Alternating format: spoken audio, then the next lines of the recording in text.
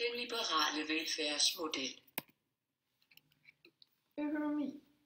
Det er primært markedet, der fordeler velstanden. Som udgangspunkt mener man, at mennesket er et fornuftigt væsen, der selv kan styre sine ønsker og behov. Skatten er i princippet tyveri, da det udelukker lønnen til borgeren, og staten skal derfor blandes udenom og overlade markedet til markedskræfterne. Dog vil der altid følge en hel del økonomisk ulighed, da der netop vil være nogle mennesker, der ikke kan forsørge sig selv og arbejde meget som de andre. Den økonomi, der findes i det liberalistiske model, er markedsøkonomi, hvor markedet styres af udbud og efterspørgsel, som bestemmer pris på varerne og arbejdskraften. Den frie konkurrence betyder, at alle kan byde ind på markedet med deres produkter og arbejdskraft. Alle får ikke lige godt udbytte af det frie marked, da for eksempel den dygtige bagermester bliver belønnet, men ikke den dårlige, fordi borgerne køber der, hvor de får mest for pengene, og de andre bagere må tage sig sammen. Den liberale velfærdsmodel går ind for minimalstat.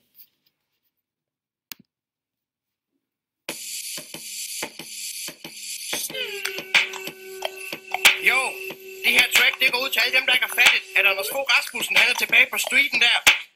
Anders Fissel, the statsminister, skal fortælle jer stolt om minimalstat. Så tal jer det, vælger derude. Giv den op for mini-missel stissel.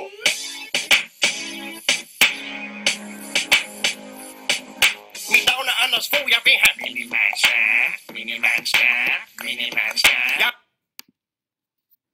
En minimalstat er en stat, der ikke har mange funktioner i samfundet. Staten skal dog varetage opgaver, som at sikre lov og orden gennem politi og domstole, samt forsvare landets grænser. Derudover er skatten også lav. For at skatten skal være lav, kan de offentlige opgaver som børnepasning, ældrepleje, uddannelse og sundhed med fordel overlades til private. I stedet vælger man selv at betale for de ydelser, man har brug for. Med andre ord skal man ikke betale for, at fru Jensen kan få behandlet sit brækkede ben, men at du selv skal betale for, at din lille Emma skal gå i skole. Markedet får sin velstand i kraft af dynamikken i den frie konkurrence. I den liberalistiske velfærdsmodel skal man altså konkurrere for at få højst mulig løn. Til gengæld kan det betale sig at være flittig, da vinderne bliver belønnet, mens taberne må tage sig sammen.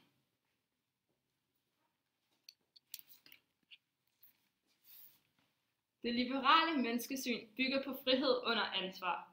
Mennesket er frit og fornuftigt og må tage ansvar for sit eget liv. Samtidig vil frihed betyde, at borgerne vil stræbe efter et godt liv og udfolde sig efter bedste mulighed, og på den måde kommer fællesskabet til gode. Ifølge liberalismen er forudsætningen for et godt samfund, at individet netop føler et personligt ansvar for at bidrage til fællesskabet. I den liberale velfærdsmodel vægtes lave skatter højt, fordi liberalister mener, at den lave skat skaber lyst for borgeren til at arbejde, da de får udbyttet til sig selv og selv er herre over sine egne penge.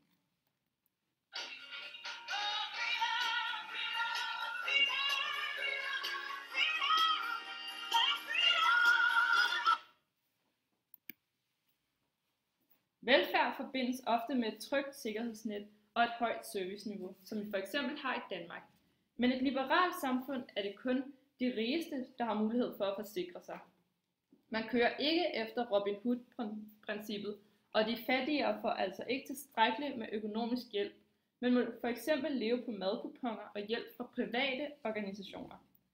Det er altså de, der tjener mange penge og er stabilt beskæftiget, der har en fordel under den liberale velfærdsmodel. Når et land benytter sig af den liberalistiske velfærdsmodel, skaber det et dynamisk samfund med stor ulighed. Det vil sige, at landet oftest vil have et højt BNP per indbygger. En konsekvens af dette vil være stor ulighed på grund af den lave overførselsindkomst. Der vil være stor forskel på rige og fattige. Forudsætningen for velstand er, at individet følger sin egen interesse, hvilket skaber dynamik i samfundet.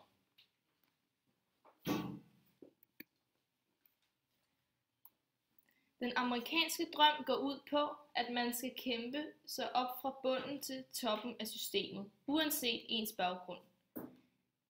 Det kunne for eksempel være, hvis man startede som avisdreng og endte som redaktør for avisen.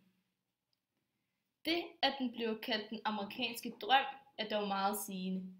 USA er en af de lande, hvor det er sværest at udleve den amerikanske drøm, og Danmark er en af de bedste. Dette kan skyldes USA's liberalistiske system, hvor alle ikke er lige. Alle har ikke de samme muligheder i USA, for de afhænger nemlig i høj grad af ens sociale arv.